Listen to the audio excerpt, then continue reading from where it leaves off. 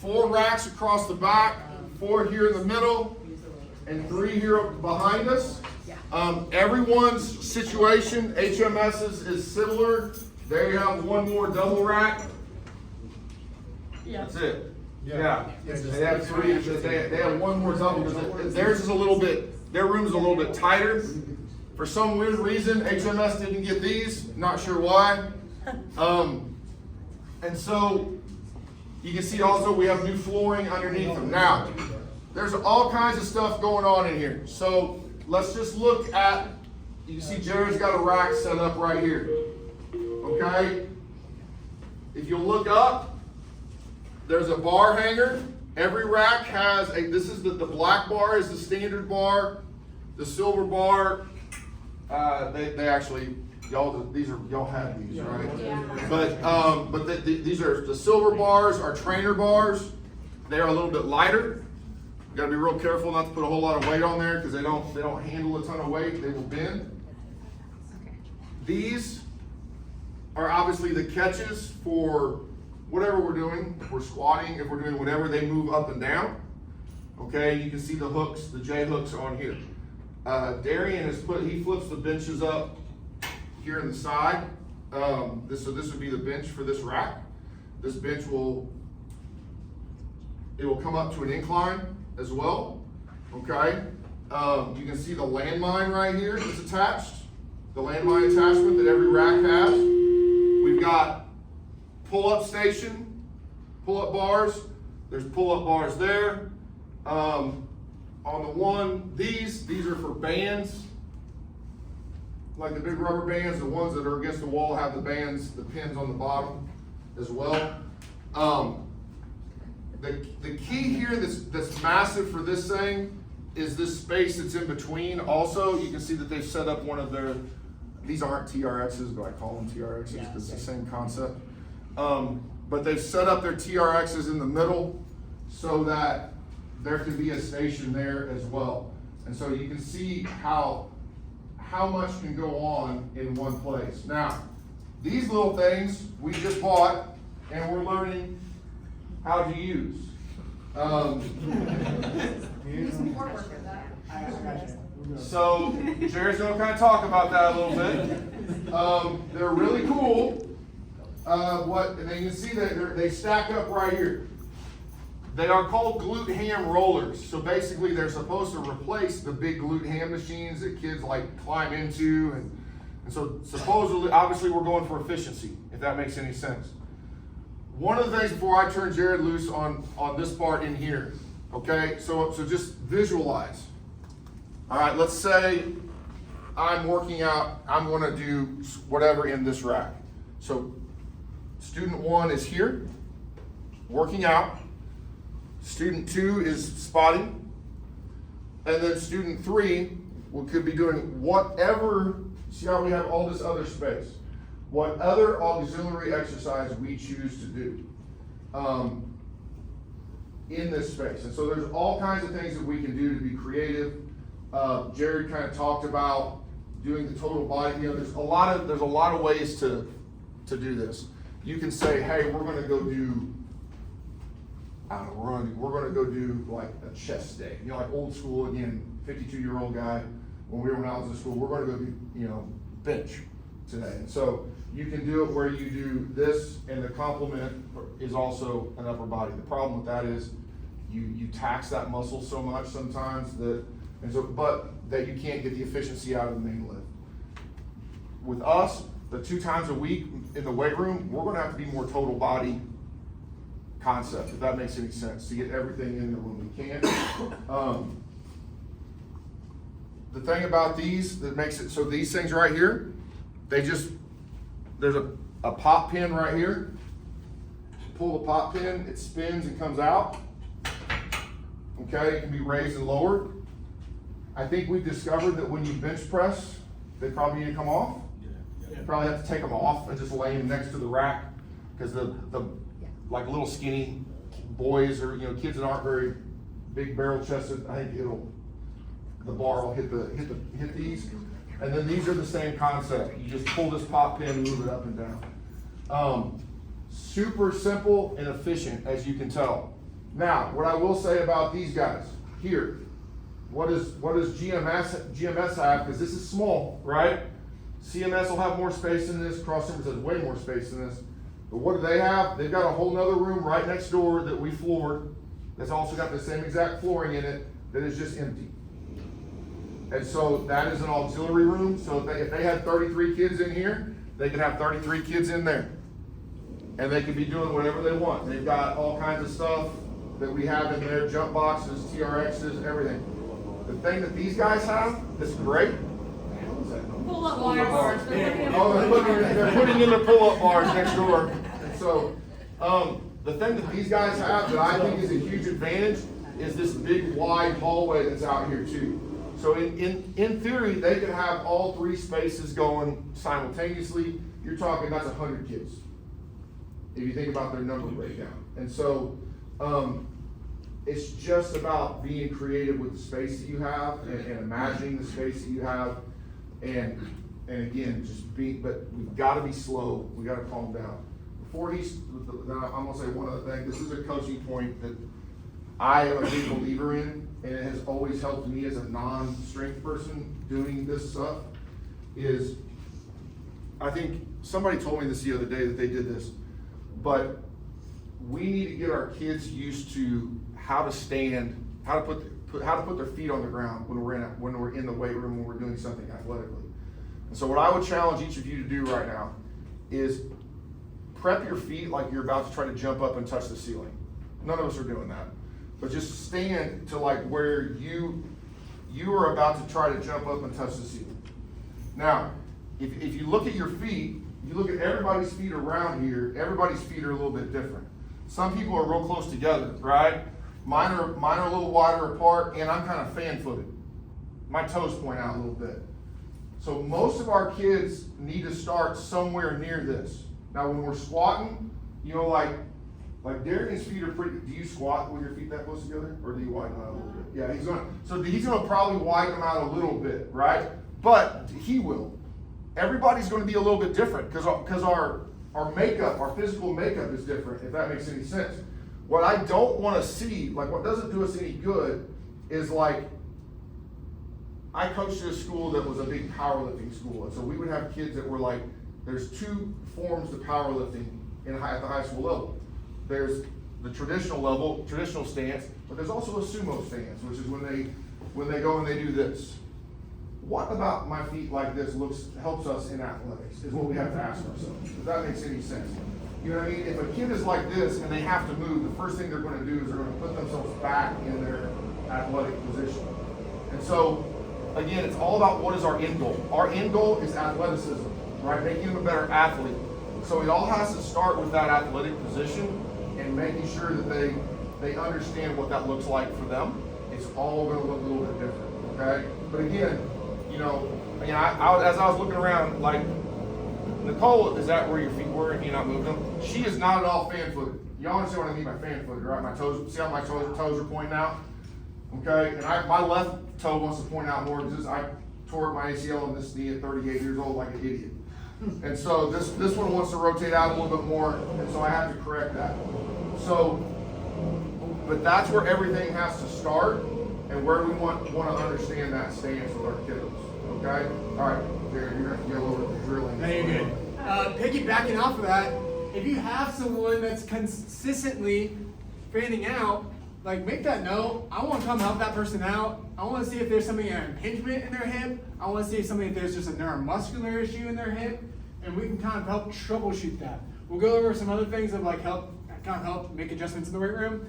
We're going to be doing a lot, so I'm going to be bouncing kind of around the weight room because I have a couple different stations I want to show you guys. Some of y'all might know these movements, some of y'all might not. Ask questions, find a spot in the room that you can see me. I'm going to kind of start down here. I'm going to make my way this way, and I'm going to make my way that way. Okay? So first of all, we're going to... FYI, coolest thing in this weight room. Yeah. The coolest thing in this weight room are these things. For those of y'all that have been doing this for a while, first of all, these little muscle clamps, these little things are super expensive. They're like $50 a pair. And finding these, someone, I don't know how I'm not smart enough to figure this out. Somebody goes, hey, let's go put a little magnet in them. So smart. So if you notice, every rack has got clamps stuck to them. Okay, so again, little things that we've done in here, but those things are like gold, by the way. We can't lose those things. They're worth more than. Anyway, go ahead, Jared. So what I would encourage is most of your maybe 7th, 8th graders, encourage them to have a notebook or something. That way they can kind of keep track of what they did in the weight room. If it's like, hey, on squat days, I'm putting my rack on this number because I always forget, and not where I'm not spending 3 minutes of up, down. As well as like, hey, if we're gonna be kind of increasing weight later on, maybe as an 8th grader, they can remember, hey, last time I did 25s on each side, or last time I did 5s on each side. Have them write that down, stuff like that. As you're grouping kids together, with that being said, don't go group Coach Ward and I in the same squat group. He's gonna be doing a whole nother squat. Because I've got to get down, either she's going to be like up on her tippy toes trying to get the bar off the rack, or I'm having to do a whole nother rep to get the bar off. Sorry, Coach Ward. Hey, I get it. Vertically challenged. So we had the discussion of like whether or not to back squat or front squat or what that is. I'm fine if we're doing back squats, but I want to first build up their core and have a core engagement first. So we're gonna, for our 6th graders and maybe our 7th graders, we're gonna do more front squat. I'm fine if our 8th graders do back squat, but again, form check.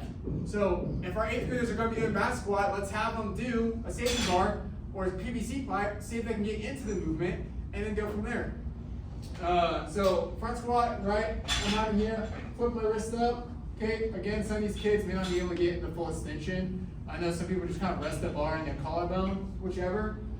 In this front squat position, I'm going to really be engaging that kind of rectus abdominis, okay, in that core. I'm going sitting butt back, down, and back up. Okay? I don't want the bar coming too far forwards because it's just going to fall forwards. When it comes to bailing, again, we shouldn't be doing as much weight. We shouldn't be doing so much weight that they have to bail. But if they do lose their balance on a front squat, they just throw the bar forwards. Okay? I'm not gonna break this, but I'll be here and I just go forwards. And I take a step back. On a front squat, your spotter does not stand behind, by the way. If your front squat and your spotter should actually stand in front, can kind of spot at their elbows a little bit. If that makes any sense. Because think about what he just said. If he bails, he's not going to bail into his spotter if that person's standing in front of him. Again, these kids aren't going to be doing that much weight to where we should be needing a ton of spotters.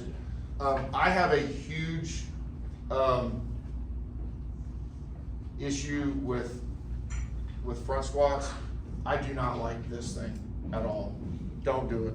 Because one of the whole reasons we do this is the whole purpose of the front squat is to build into the clean movement. Okay, so if they can't do this, even as 6th graders, we can zombie squat them a little bit to where we just stick their arms out if they have to do that. But we've got to be able to teach them. They've got to get some flexibility in their wrist and be able to. Ultimately, you end up resting the bar on your front delt right there a lot of times. But we do not let them do that cross arm thing. That is not functional for us in advancing these movements at all. So you're like, hey coach, what if I don't feel comfortable having them have a barbell? Great, we have dumbbells and kettlebells that we can just get into that front rack position and do a goblet squat into that position, okay? We're still pushing our butt back, we're still getting into the hole and back out. Do that again. Okay, hold on. So let's talk about a couple things first for everybody in the room.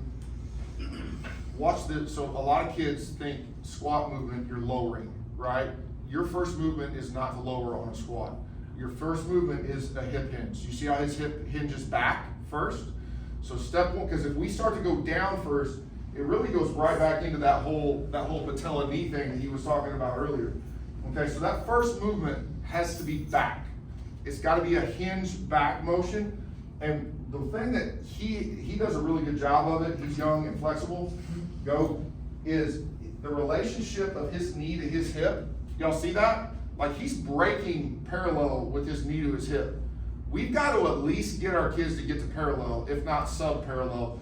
Then you're going to be like, well, that just seems like that's well. If we teach them initially how to get down that far and have that kind of flexibility, as we do progress them with weight, it'll transition into kind of the right spot, the right movement. but we've gotta get them, this little like half squat and stuff and that kind of stuff, we've gotta get them out of that habit. On the few quick notes on that, if you're wondering like, oh, that squat is bad for the knees, actually wrong. Now current science shows that a healthy amount of weight, not going max weight, a healthy amount of weight past parallel is actually more healthy for the knees than not. Okay, so we're trying to develop that movement, especially with these kids. It's not going to cause damage in their knees. It's actually going to make their knees stronger to prevent damage.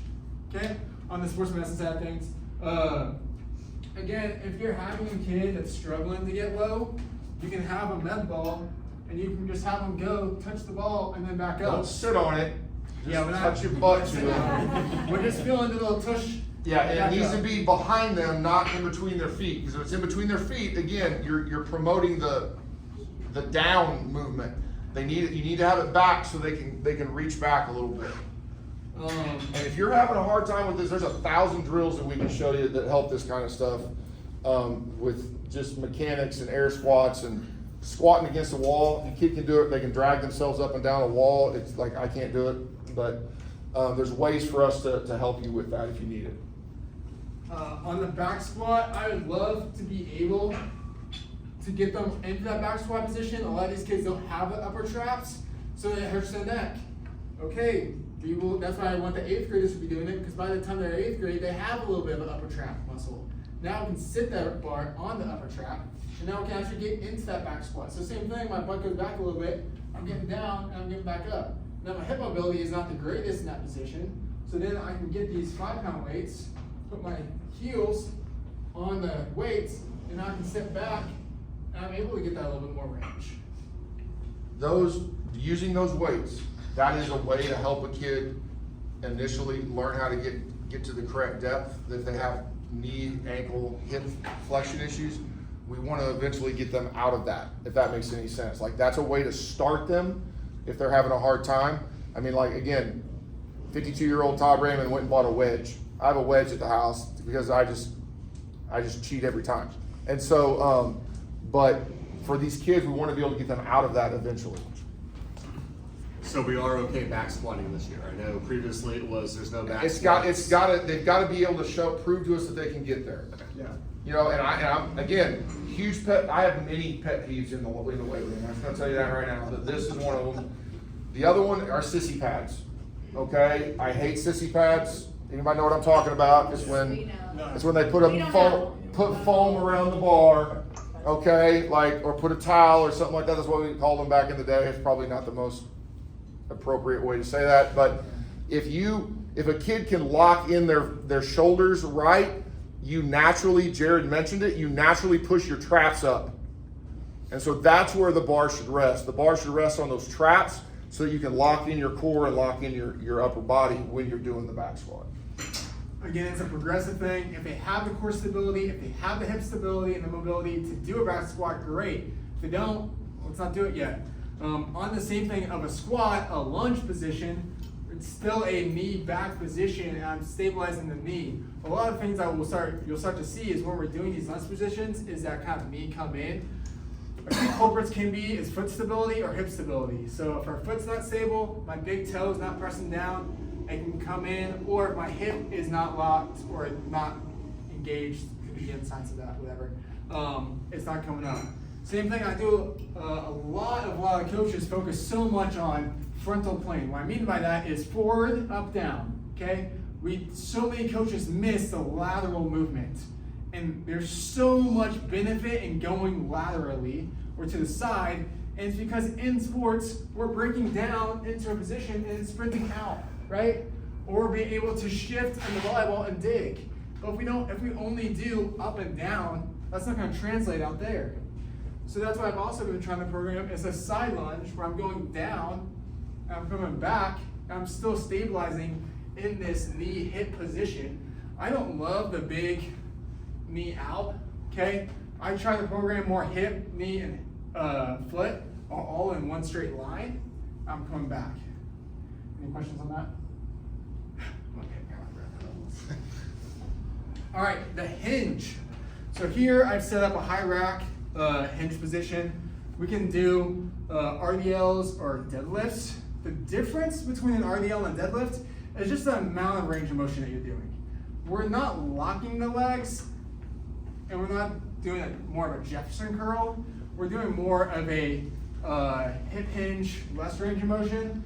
So what I mean by that is I'm here, and I'm doing an RDL, I'm just pushing my butt back, my core is engaged, and I'm coming back up, okay?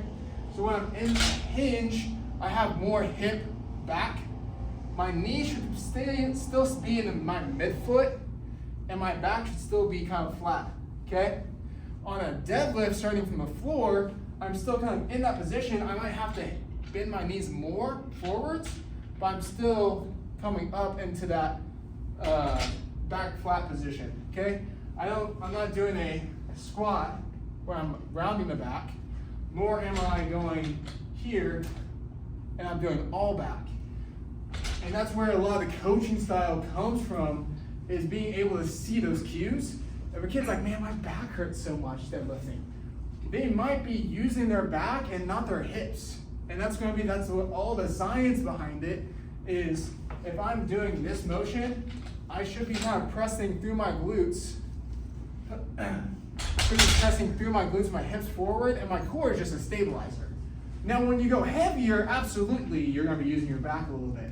But in a lighter weight, a PVC pipe or a trainer bar, they should be able to feel their hips and be engaged in doing those movements. You notice when you do that RDL movement, that's the hardest thing to get kids, that hip hinge. It's so hard to get kids to understand to hold a bar right here and lower the bar without really bending your knees. That's the part that they have, like, okay, keep your knees bent where they're at and now lower the bar. They're gonna kind of freeze there for a second. Well, the only way to do that is to hinge at the hip level, which is you gotta start pushing your butt back to slide that bar down. That's the part, that's tricky for kids to understand that, because you tell them to do that, they're gonna immediately just try to bend their knees more. Again, on the RDLs, I also will do a single leg sometimes and just trying to stabilize here. A lot of kids can't stay stable and do this. That again might be more of an 8th grader thing, or I hope these 6th graders and 7th graders can build that development, is to get into this RDL position and keep those hips stable and not roll. And so that might be something again that we try to program at some point. Glute ham roller, you can do so much with this. It's very versatile. So I can even get a kettlebell here and I can go down to a lunge, okay? I can do a side lunge with it and do more of a pull, so I adductor pull on this side.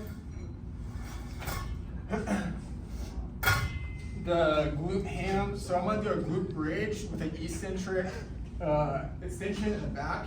So I'll bridge, slowly controlling out, controlling back in, but back down. Okay? Now, again, if you're like, hey, my 8th graders think that's too easy, I wrapped the band around this. So now I'm adding a resistance. Now I'm going up, I'm controlling the resistance, I'm coming back, I'm back down. We can even do single leg, okay? Now you're just showing off. Right, thank you, okay. The hard thing is you have to have this around a loop, something, a bench, something like that. TRXs, depending on what brand you guys have, you guys hook them here. I personally don't love the bands hanging so low, so you might have to wrap it a few times. At some point we can kind of go over. My 6th graders, I like the TRX. You can do a lot of bodyweight stuff with it. We're gonna move down here to the bench. Davis is gonna throw some 25s on there. So you can see on this, he took the arms off. See how the arms are laying on the ground, just so that the bar doesn't.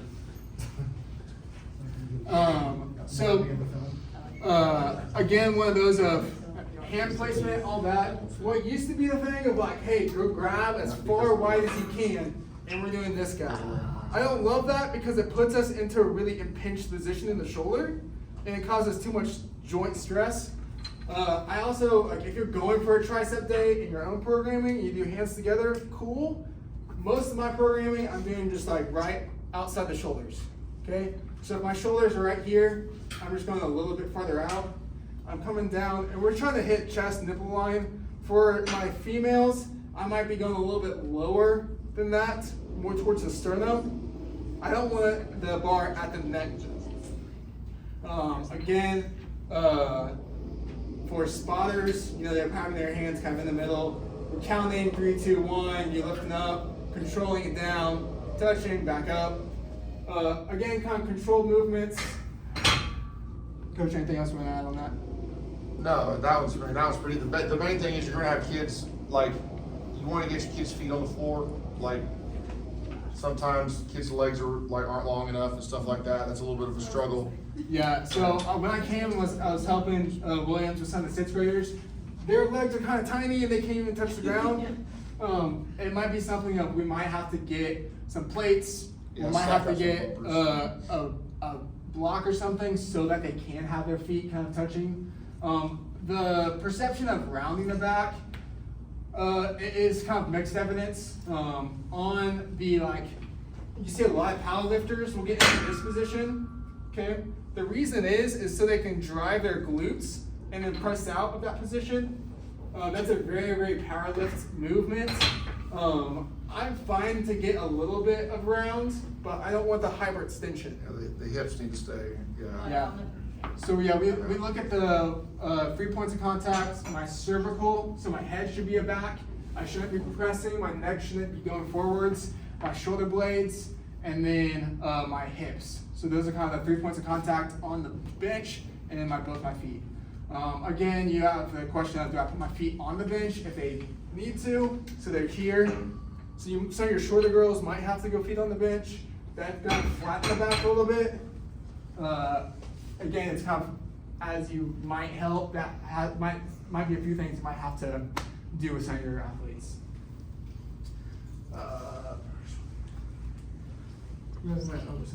I'm gonna come over here to this guy. So again, going into some of my later stage, you're probably not gonna see me program this yet, but once we start programming some more plyometric stuff, these hip or these clips are great. We can do it with a bar or without a bar. So I'll do it with the bar right here. I want to do some pogo hops. So I'm here, I'm splitting. Without a bar, we're going to go around the chest. So I'll go here.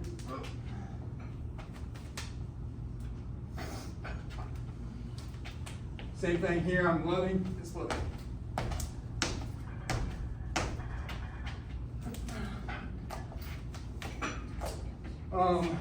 I'm not gonna, I don't expect all of these middle schoolers to ever really do that. We might have 1 or 2 8th graders in a couple years that might be able to explode and accept that load, but what we have to really look at is, are they able to accept, enter, ball their foot, and then reload out of it. If they're losing that kind of tolerance and they're going through their knees, then now we've got to kind of regress from that. Also, we look at the kind of recoil with the foot. So I'm here, I'm coming up, and my foot is coming up with me. And when I touch, I'm immediately coming up. I'm not kind of losing it and then back up. So that's kind of what's kind of the difference, what we program for, what we're looking for. Right now, I'm fine if we go here, we load, we're up, and we're back down. Okay? Stick the landing, hold the landing, reset, snap down, back up, hold. Okay? What we're trying to teach is that control aspect and getting the tendons to load. That way, when we're out of that and we progress, we can come out, up, and then back up. So we can even progress into a depth jump and all that at some point as well. I'm gonna come to these guys next. So I have some of these bands. These newer ones are actually GMSs that I just unpacked. And then I have some personal bands as well. For the lats, this could be an auxiliary exercise, so I tie it here. I'm going to that kind of half kneeling position. I'm going down to a lat pull down. Since I'm taller, I might have to sit down and go here into a lat pull down. You can do 2 bands, and you can do 2 bands at a time, or you can just do a single arm. Kind of just, again, what's your intent? Do we have the time to do a single arm? Do we have the time to do double? I can even use these guys tied around and do more of a hip hinge, hip thruster. So I'm here telling back. So if someone's really struggling of understanding the hip hinge, we can get them into this kind of tall kneeling position, sitting the butt back and then pushing the hips forwards. So we're really just in that kind of top range of the deadlift. So I'm able to control that hip hinge, and I'm pressing back out and really emphasizing core control and glute activation. If you have a lot of the short people who can't get up, or those who struggle getting the body weight, I prefer this method for the lats, or the pull-ups. I don't love the method of like tying it and then setting the foot in. Did you see all the YouTube videos of people killing themselves? You've seen the videos there, okay? So I'm going to be standing on that here, and I'm up, okay? We can raise this up higher to give me more resistance to be able to come up, or we can lower it to make it harder.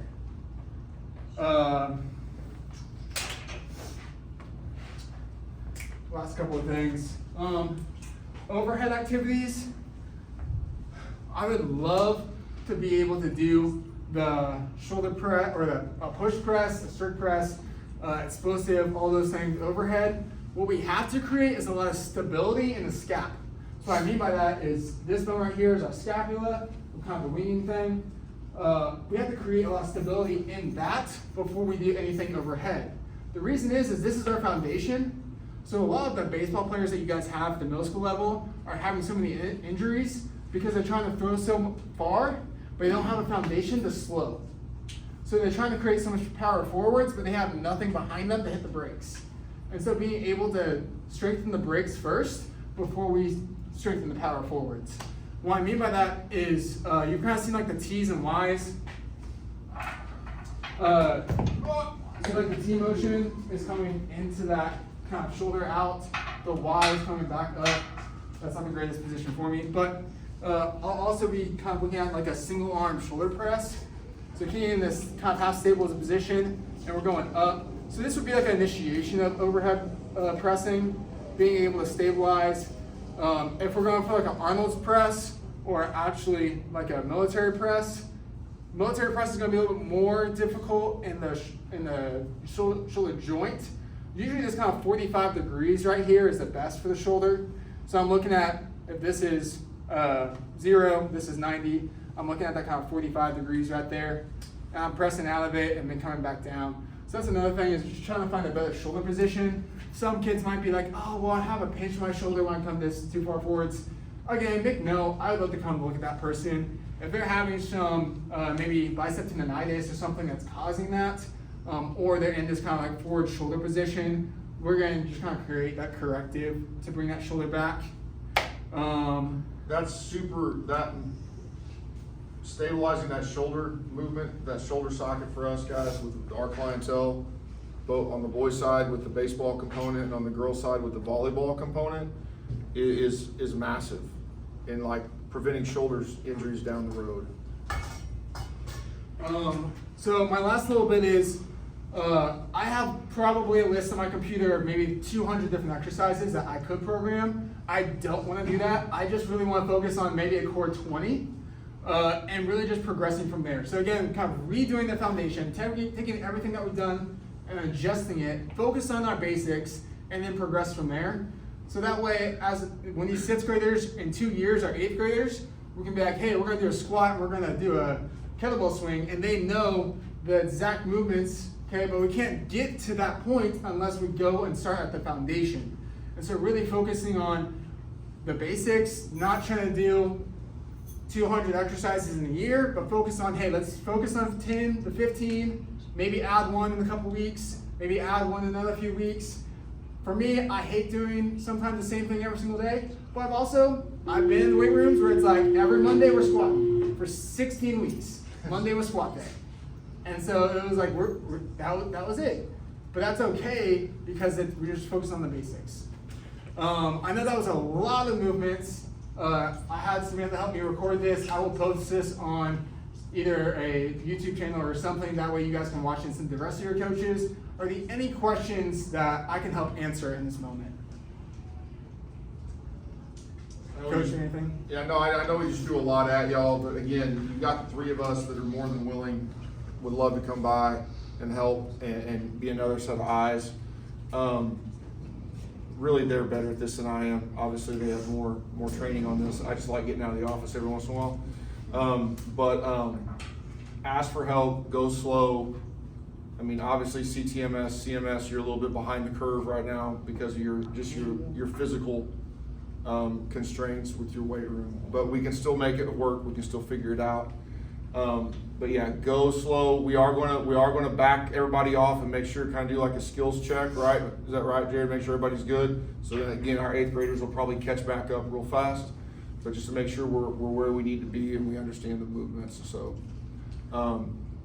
these are going to be real fun to piddle with and go crazy. We just got to make sure that we build our kids into it first before we go absolutely nuts. Any questions? Like I've sent you guys some kind of like programming, right? I think some of y'all opened it, some of y'all probably didn't.